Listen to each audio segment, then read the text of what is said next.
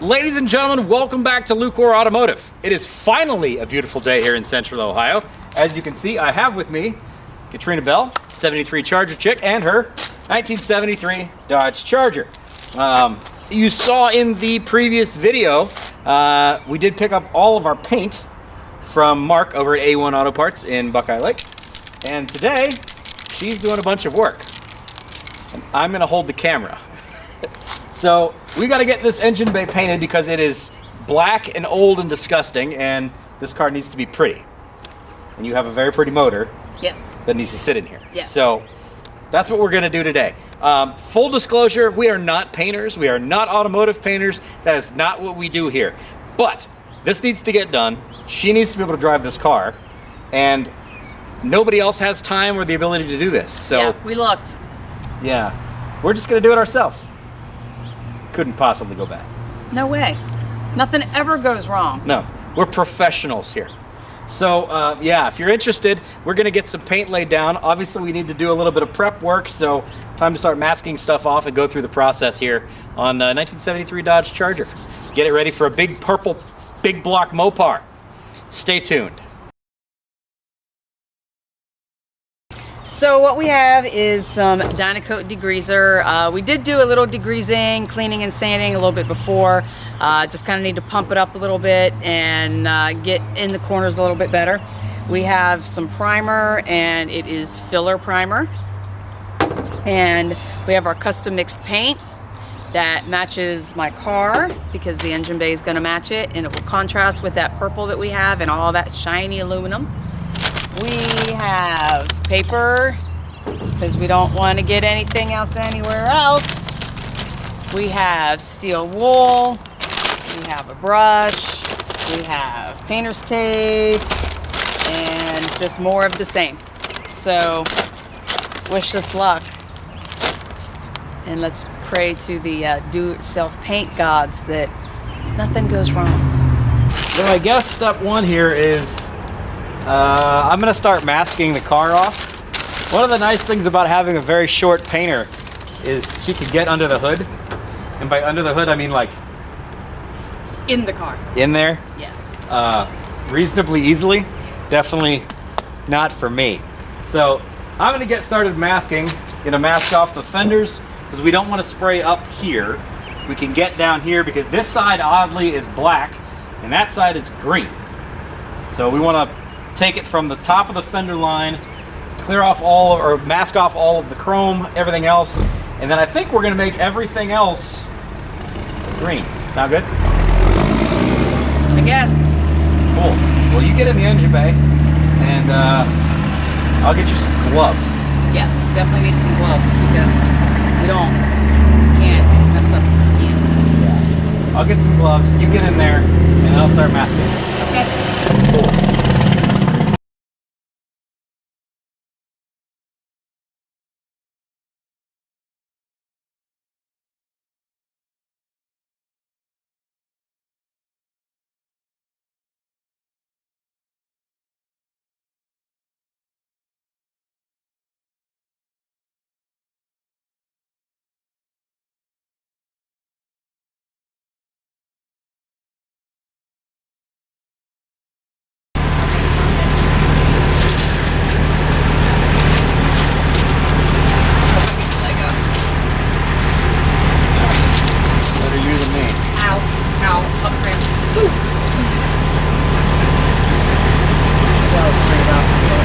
Don't step on the really expensive bendy stick. No, You're stepping on your... No, I just have my foot rested there, so I can lift my foot up. Don't step on the expensive bendy stick. I know. Okay. Go. Alright. Are you excited? No. Not at all. So we did actually use a couple of different degreasers to be able to clean some of this engine bay previously. Oh, there we go. Okay. Feel more comfortable? Yeah, now I can stand up. Engine degreaser, oven degreaser, super clean. Yeah, we did a video where we compared 4 different products. Simple green, I think. That's already on here if you want to see that, but we have some actual true engine degreaser, bay degreaser. So that's what we're gonna use next. We've got some gloves and mask we'll put on her and let her do some deschmutzing in here to be able to get this as clean as possible, and then go over it with a steel wool to scuff it up, and then go from there. But step one is going to be degreasing. I think we're pretty well taped off. We don't want to get anything on the fenders, but everything else underneath here is pretty well fair game.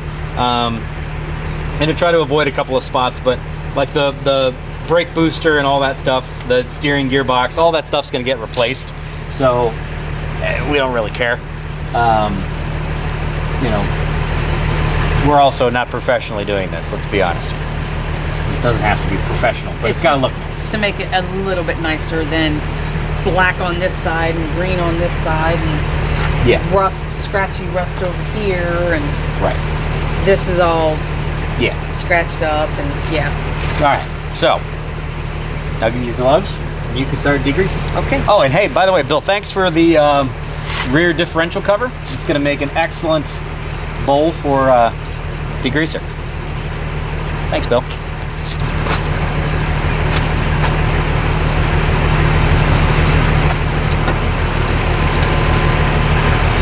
You want to put that on absolutely every surface in here.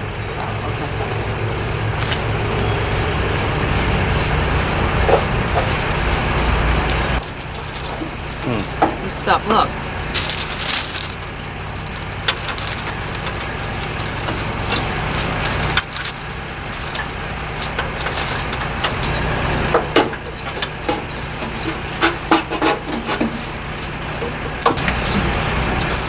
We'll be back in a bit. This is going to take a while.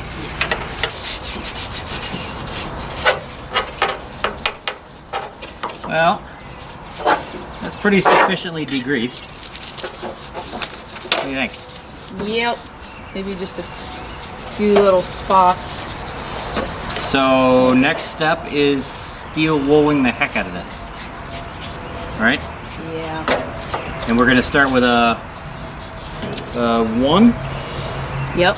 And then go to a 0. And then we may run out of daylight. We'll see. Having fun? Nope.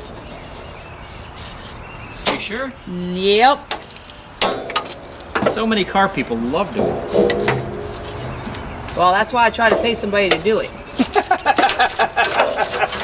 True that. Couldn't find any takers.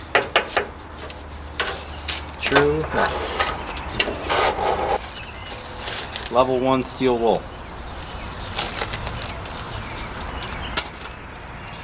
So you start back there and I'll start up here. All right.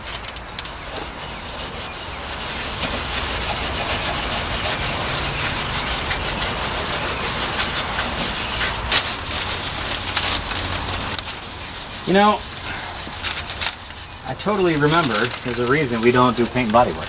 Yeah. This is extremely time consuming.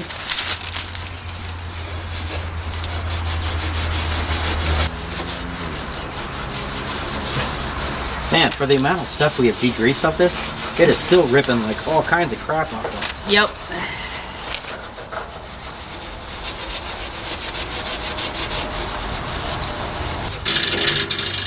Yeah, I don't know what they used over here, but there's something, it's just sticky, sticky, sticky.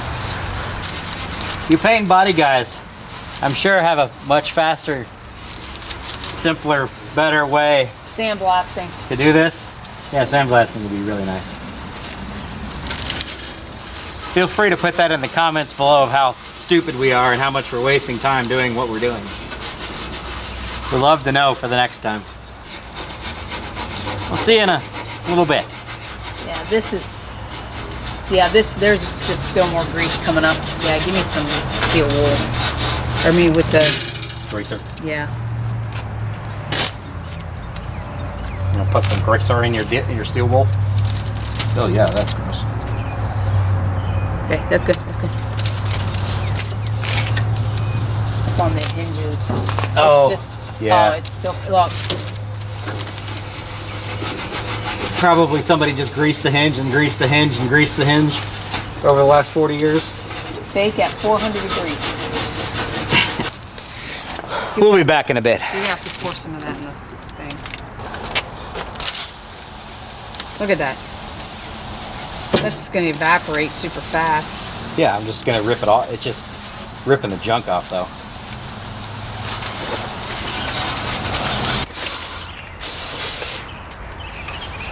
So they didn't paint one side and not paint the other side. They painted both sides. This one's just covered with caca. So much shit. Schmutz. That's the technical term, right? Schmutz? Yes, schmutz. Yes. Schmutz. Wow, okay.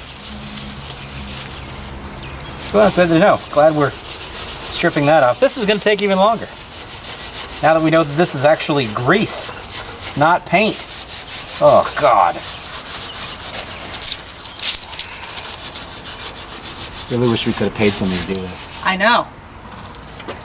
We're losing motivation fast. I mean, as far, like I said, if we can find somebody to sandblast it now that we've pretty much got it clean. Well, that's the whole point of sandblast. Or mostly clean. Yeah. It just keeps gunking up. There's just more and more gunk coming off. Are you having fun? No. I'm over it. O-V-E-R-R-R. R-R. R. Over this. So if you haven't noticed, we are losing sunlight. We've probably got like 5 or 10 minutes left. And what we discovered was what we thought was some kind of black coating or black paint turned out to be years and years of baked on oil all over this. Because as I was sanding it, it began to gum up my steel wool. And so we got a scraper and just started scraping, and yeah. So apparently this car used to be white at some point. I mean, we kind of figured that out because this is showing a little white. yes, but this is actually black paint. Yeah, that's not grease. That is actually paint. I'm sure all of you guys have had that moment where you're like, yeah, we're just gonna, you know, tap out to the garage for a couple of minutes and get some sanding done, and we're gonna lay some paint down, and Yeah. whew, she's almost ready to be a hot rod again. Yeah. This is one of those days. That's called mechanics Right, time. this is mechanic time. Mechanic time, which runs 3 hours. right along the same parallel as football time. Am I right, guys? Yeah. 2-3 hours. We'll be Yeah. done in 2-3 hours. 20 minutes max. Yeah. 4 hours later. Yeah. Yeah. So, we'll reconvene in the morning. Maybe it's time for dinner. Absolutely. Need some help? Nope. I just need you to move that pan. Okay. We'll see you guys in the morning.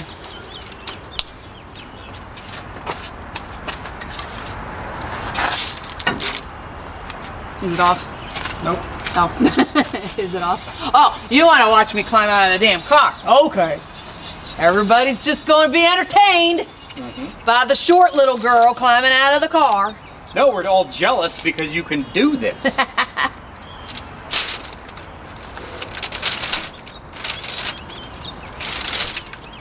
don't want to mess up the paper. I'm stuck. Ugh. I got it. I got it. I got it. There we go.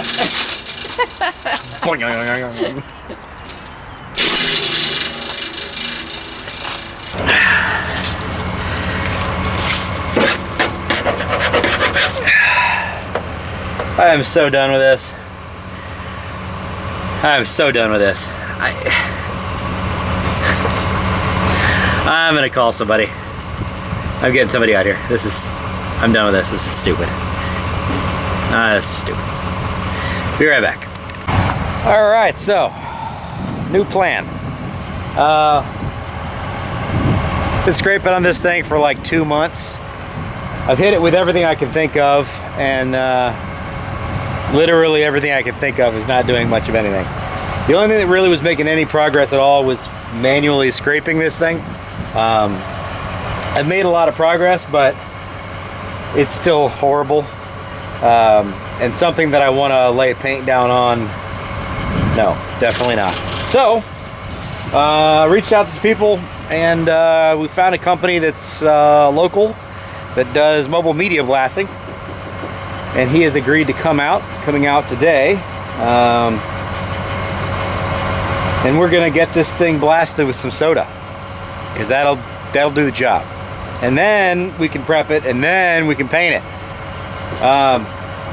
Started this project back in like the middle of the summer. God, it's been like more than 2 months. Did not expect it to be this long. We've spent a bunch of money on a bunch of things to be able to get it all cleaned up. Didn't work, wasted a ton of time, didn't really do anything. So now we're just gonna go, you know, all the way. Have somebody out here professionally to do this. And yeah, it's gonna be much more money, but it's gonna get done correctly. Because realistically speaking, any like chunks of stuff or, you know, layers of paint or whatever that gets left behind, when we lay paint back over top of it, it's just gonna look terrible. So this way he's gonna strip this thing all the way down and it's gonna look great. And then we can put down all of our coats and make it look pretty again. And then we can finally put that dang motor in this car. So, back with you in a little bit.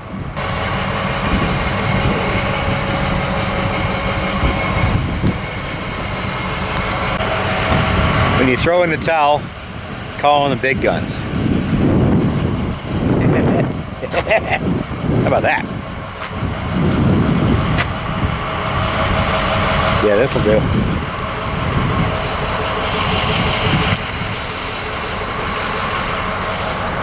This is what he does for a living. So he can make me go back to what I do instead of spending hours masking this thing off.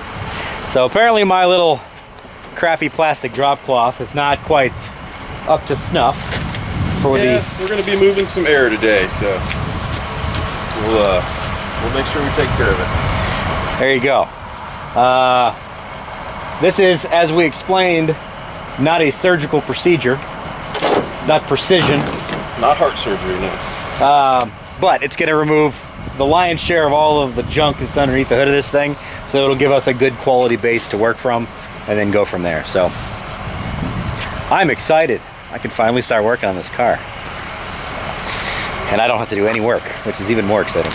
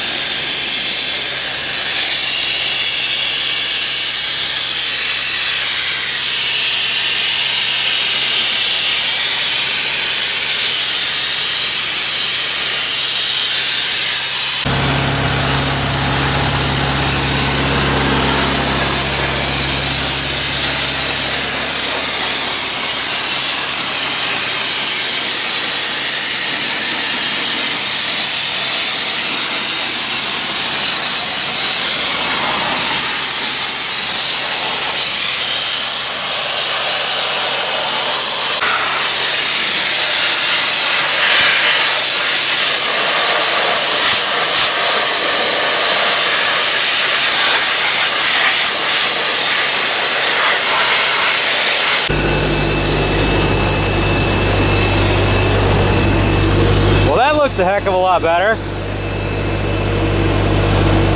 Yeah, just blowing it off to get an idea of anything else. I can't really, with the car being painted, yeah, it's hard to get into these angles without tearing stuff up. Right.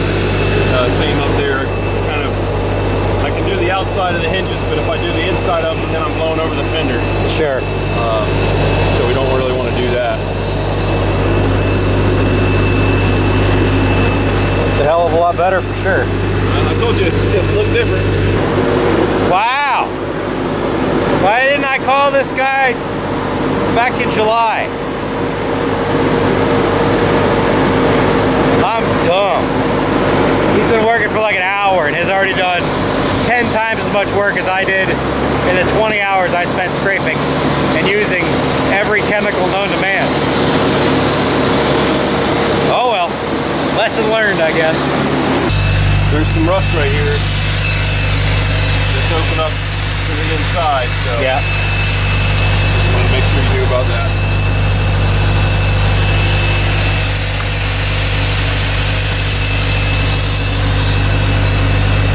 Wow. That's awesome.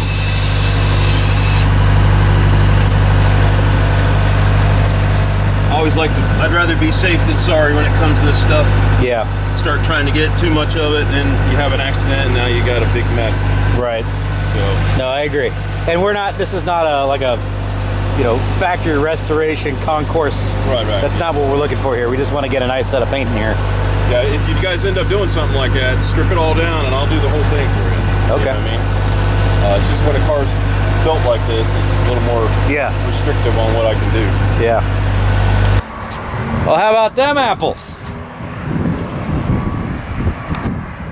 I like it. Gives me a great base to work from. Now, you were using crushed glass, right? Yeah. Crushed glass bead. Crushed glass, yeah. So the texture of this is actually perfect for being able to bond to. So we're going to be able to lay down primer on this and it's going to grab real easily. Really no dust to be worried about, no damage to anything we got to worry about.